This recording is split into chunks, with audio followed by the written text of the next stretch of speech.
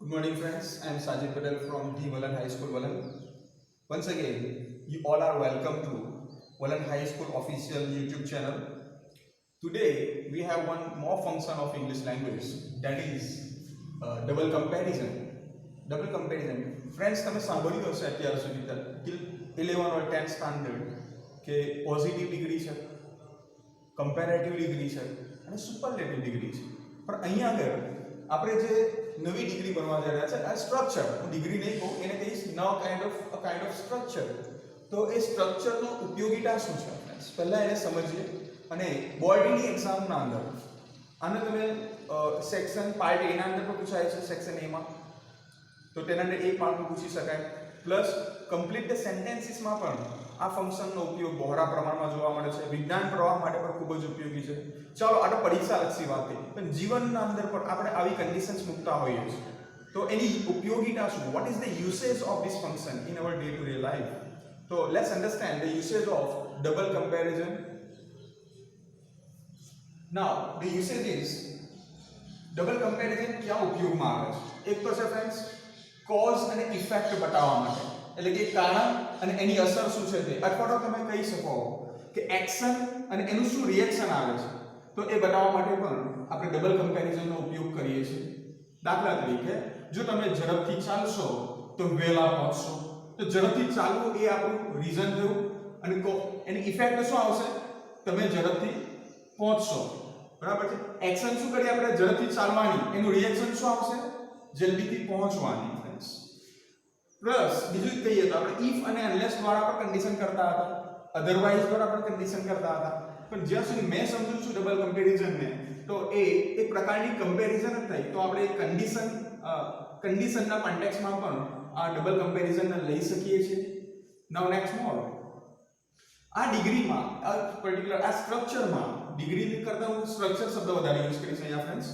તો આ સ્ટ્રક્ચરમાં જે એડજેક્ટિવ અથવા એડજેક્ટિવનો ઉપયોગ થાય છે અથવા એડવર્બ જો ઉપયોગ કરીએ, તો પર્ટિક્યુલરલી જ્યારે એડજેક્ટિવની મેં વાત કરું તો એક કમ્પેરેટિવ ફોર્મ ઓફ એડજેક્ટિવ્સ ત્યાં જોવા મળે છે. એટલે કે કમ્પેરેટિવ ફોર્મ ઓફ એડજેક્ટિવ્સ કોને કહેવાય ફ્રેન્ડ્સ? દાખલા તરીકે મોનોસિલેબિક એડજેક્ટિવ. મોનોસિલેબિક એડજેક્ટિવ એટલે કે જ્યારે તમે એક વખત બોલો છો ત્યારે એક વખત એનો અવાજ સ્ટ્રેસ એકવાર આવે છે. દાખલા તરીકે હાઈ, હાઈ.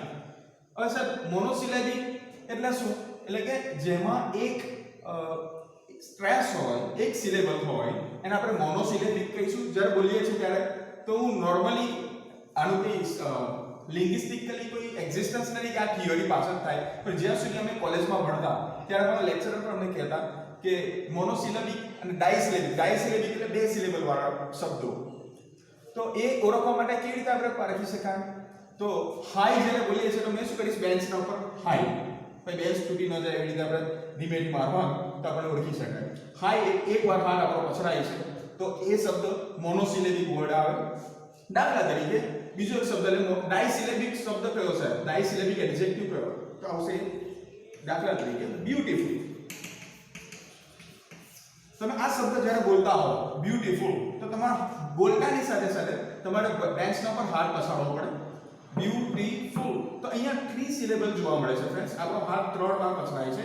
ઇટ મીન્સ કે અહીંયા આગળ 3 સિલેબલ છે. જ્યારે હાઈ એક જ વાર આપણો હાથ પછડાય છે તો ત્યાં એક જ વખત એક જ સિલેબલ છે એવું કહી શકાય. જ્યારે મોનોસિલેબિક હોય એટલે કે હાઈ જેવા શબ્દ હોય, એટલે કે એડજેક્ટિવ મોનોસિલેબિક હોય, ત્યારે તેની પાછળ નોર્મલી er સફિક્સ લગાડી શકાય. એટલે કે કમ્પેરેટિવ ફોર્મ ઓફ એડજેક્ટિવ બનાવવું હોય મોનોસિલેબલનું, મોનોસિલેબિક એડજેક્ટિવનું, તો હાઈ નું થઈ જશે હાઈ. પરંતુ જો બ્યુટીફુલ નું એ પ્રમાણે કરવા જઈશું, er સફિક્સ લગાડવા જઈએ તો એ પોસિબલ નથી. બ્યુટીફુલ નું બ્યુટીફુલર નહીં બને. તો આવા ડાયસિલેબિક એડજેક્ટિવ્સ માટે આપણે કેવા કમ્પેરેટિવ ફોર્મનો ઉપયોગ કરીશું? તો અહીંયા ઇનિશિયલી આપણે એને સમજી લઈએ, શરૂઆતમાં સમજી લઈએ તો વધારે આઈડિયા આગળ જતા ક્લિયર થશે. તો બ્યુટીફુલ હોય ફ્રેન્ડ્સ, તો કેવું હોય કે વધારે બ્યુટીફુલ કમ્પેરેટિવ ફોર્મમાં અથવા ઓછું બ્યુટીફુલ. તો એના માટે મારે જો ડાયસિલેબિક એડજેક્ટિવ હોય તો એની આગળ કાં તો મેં મોર મૂકીશ, જો મને એને વધારાના કોન્ટેક્સ્ટમાં કેવું હશે તો, અથવા અર્થમાં કેવું હશે તો, અથવા તો લેસ નો ઉપયોગ કરીશ મેં. સાહેબ લેસર નહીં આવે? બીજો પ્રશ્ન થાય કે સાહેબ લેસર બી આવે છે? હા, લેસર આવે છે. લેસર ફ્રેન્ડ્સ બહુ ફોર્મલ વેમાં આવે છે અને એ નાઉન ક્લોઝ સાથે વધારે આવે છે. નાઉન્સ હોય જ છે.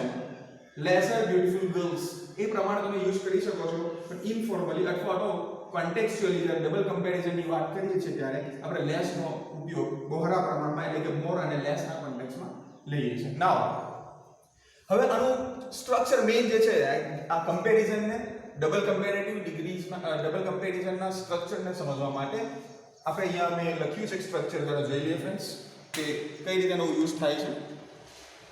જો ડબલ કમ્પેરેટિવ ફોર્મના અંદર જે સેન્ટેન્સની શરૂઆત થાય છે તો નોર્મલી તમે જોયું હશે કે શરૂઆત એની થઈ છે આર્ટિકલ ધ થી. આર્ટિકલ ધ પછી આમાં સ્ટ્રક્ચરને જાજુ યાદ રાખવાની જરૂર પડતી નથી ફ્રેન્ડ્સ, કારણ કે એ આખું જે સ્ટ્રક્ચર છે ફરીથી ઓવરલેપ થાય છે, ફરીથી રિપીટ થાય છે. એટલે તમે એક સ્ટ્રક્ચર કોમા પહેલાનું સ્ટ્રક્ચર તો યાદ કરી લો કે અહીંયા સુધીનું, તો બીજું યાદ કરવાની જરૂર નથી, ઓટોમેટિક યાદ રહી જાય છે. ખાલી એડજેક્ટિવના ફોર્મ્સ બદલાય છે એ ખાલી ધ્યાન રાખવાનું હશે. તો ડબલ કમ્પેરિઝનમાં સેન્ટેન્સ સ્ટ્રક્ચર છે આર્ટિકલ ધ થી શરૂ થશે, પ્લસ એના પછી કોઈ એડજેક્ટિવ મૂકવું હોય કે જે મોનો સિલેબિક એડજેક્ટિવ છે. મોનોસિલેબિક એટલે કે જે નાનો શબ્દ છે એક સિલેબલ વાળો એડજેક્ટિવ છે, એની પાછળ he are comparative adjective form માટે સફિક્સ લગાવવું પડશે. અથવા તો ડાયસિલેબિક એડજેક્ટિવ હોય જે રીતે મેં અહીંયા આગળ બ્યુટીફુલ લીધું હતું તો એની આગળ મોર અથવા લેસ નો ઉપયોગ કરી શકો તમે. પ્લસ આપણો સબ્જેક્ટ અને વર્બ નોર્મલી છેલ્લે આવશે, રાઈટ? ત્યાર પછી કોમા ફરજિયાત મૂકવું પડે ફ્રેન્ડ્સ.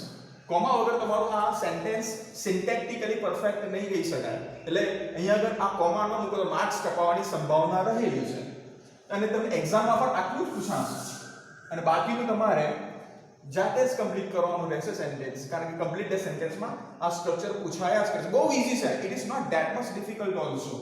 તો હું ફરીથી સમજાવું friends.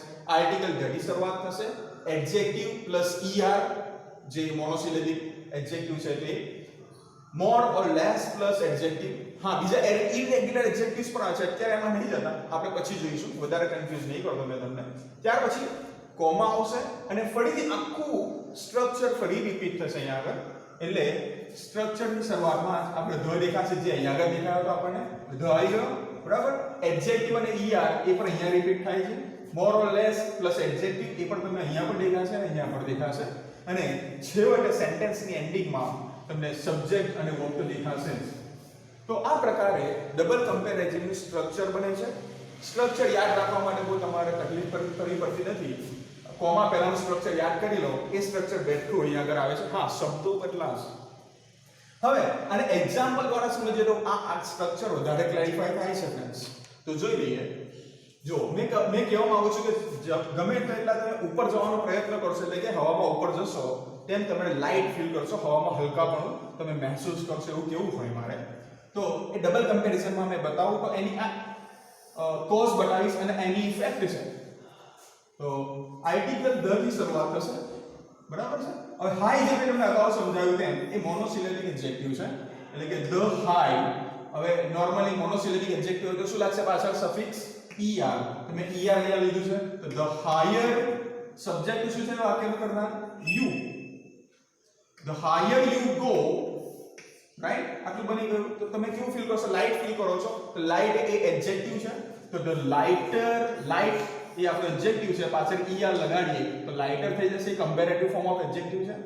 The lighter you feel, એ રીતે સેન્ટેન્સ બને છે. The higher you go, the lighter you feel. Side by side બંને સ્ટ્રક્ચર તમારા આ રીતે એક વેમાં જતા હોય છે. નાઉ સેકન્ડ સ્ટ્રક્ચર માટે કેવું છે કે તમે જેટલા ફાસ્ટ દોડશો, જેટલા ઝડપથી દોડશો એટલા વહેલા પહોંચશો. વહેલું એટલે અર્લી, રાઈટ? અર્લી. હવે મારે આ y જે કરવો હોય ફ્રેન્ડ્સ, એને કમ્પેરેટિવ ફોર્મમાં ફેરવવું હોય તો મારે IER લગાડવું પડે. તો અર્લીયર એવું એનું કમ્પેરેટિવ ફોર્મ બને છે. તો મેં અહીંયા ડાયરેક્ટ લીધું છે આમ. તો સ્ટ્રક્ચર પ્રમાણે સમજીએ તો આર્ટિકલ ધને પહેલા લઈશ. ફાસ્ટ એ એડજેક્ટિવ છે, એડજેક્ટિવ મોનોસિલેબિક છે એટલે er લાગે છે. The faster you run, run એટલે દોડવું, જેટલા તમે fast દોડશો the earlier you rich, તમે એટલા જ ઝડપથી પહોંચો. તો સ્ટ્રક્ચરમાં જો friends, structure article the fast છે, ER લાગ્યું, યસ. અહીં આગળ S સબ્જેક્ટ કયો છે, યુ, અને રન એ આપણો ક્રિયાપદ છે. તેવી જ રીતે અહીંયા આગળ જોઈએ બીજા કોમા પછીના સ્ટ્રક્ચરમાં જે રિપીટ થાય છે, આર્ટિકલ ધ અહીંયા આગળ આવશે, યસ છે. અર્લી આપણે એને કમ્પેરેટિવ ફોર્મમાં ફેરવ્યું તો અર્લિયર થઈ ગયું, એટલે ધ અર્લિયર, અને કરતા છે કોણ છે, યુ. અર્લિયર યુ રીચ, એ રીચ એ શું થયું, આપણું ક્રિયાપદ થયું. Now let's understand the third sentence also. તમે જેટલા ખાશો, જેટલું ખાવાનું જમશો તમે ફ્રેન્ડ્સ, એટલા તમે જાડા બનશો. એવું કેવું હોય તો the more you it. Sir ભાઈ એડજેક્ટિવ કામ આ કરશે, મોર, યસ યસ. એટલે કે વધારે કે ઓછાના કોન્ટેક્સ્ટમાં આપણે એને એડજેક્ટિવ તરીકે પણ એનો ઉપયોગ કરી શકીએ. ધ મોર યુ ઈટ, તમે જેટલું વધારે ખાશો, comma the fatter, fat A adjective છે. જ્યારે ટી થી પૂરું થતું હોય ફ્રેન્ડ્સ કોન્સોનન્ટથી આગળ વોવેલ્સ આવતું હોય તો અહીંયા તમારે ડબલ ટી કરી દેવો પડે. જે રીતે હોટ નું હોટર થશે, ફેટ નું ફેટર થશે.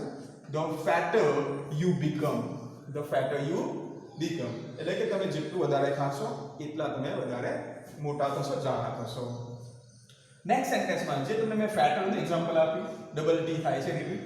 તો મારે કેવું છે કે જે પહેલા ચેપ્ટરમાં, ધોરણ 11 ના પહેલા ચેપ્ટરમાં તમે ભણ્યા હોય કે મમ્મી જેટલી ગરમ ગરમ ડીશ તમને પરોસતી હોય, સેન્સ ઓફ સ્મેલમાં તમે જોયું હશે, તો એટલી વધારે ટેસ્ટી લાગે છે. તો એ સેન્ટેન્સને મારે ડબલ કમ્પેરિઝનમાં લેવું હોય તો ધ હોટર ધ ડીશ ઇઝ, એટલે કે જેટલી ગરમ ડીશ હશે, બરાબર છે, ધ ટેસ્ટીયર, ટેસ્ટીયર, ટેસ્ટી જે ફ્રેન્ડ્સ છે એ પણ આ રીતે બન્યું.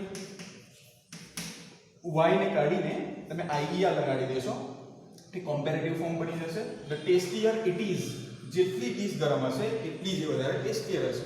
એટલે કે આ એનું કોસ્ટ છે અને આ એની ઇફેક્ટ છે. એ અનુસંધાનમાં પણ આપણે એને સમજી શકીએ છીએ. નાઉ ધ લાસ્ટ સેન્ટેન્સ. આના પછી હું તમને થોડીક ટેસ્ટ જેવું પણ આપીશ ફ્રેન્ડ્સ, એ તમે કરી શકો, પ્રેક્ટિસ કરી શકો. આના અંદર એડજેક્ટિવ પાર્ટીને આર્ટિકલ ધરી શરૂઆત થઈ છે. એટલે કે તમે જેટલું લાંબુ રમશો, સચિન તેંડુલકરની જેમ લાંબી ઇનિંગ રમો, એટલા વધારે રન બનાવી શકો. એવું કેવું હોય તો મારે સ્ટ્રક્ચરમાં એને બોલવું હોય, ઇંગ્લિશના અંદર કોઈની સામે બોલવું હોય તો કઈ રીતે બોલી શકાય?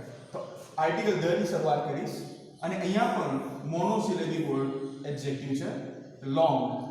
ધ લોંગર કમ્પેરેટિવ ફોર્મ લઈએ છે, longer. The longer you play, તમે જેટલું લાંબુ રમો, ધ મોર રન, અહીંયા આગળ નાઉન ક્લોઝ લીધું છે ફ્રેન્ડ્સ.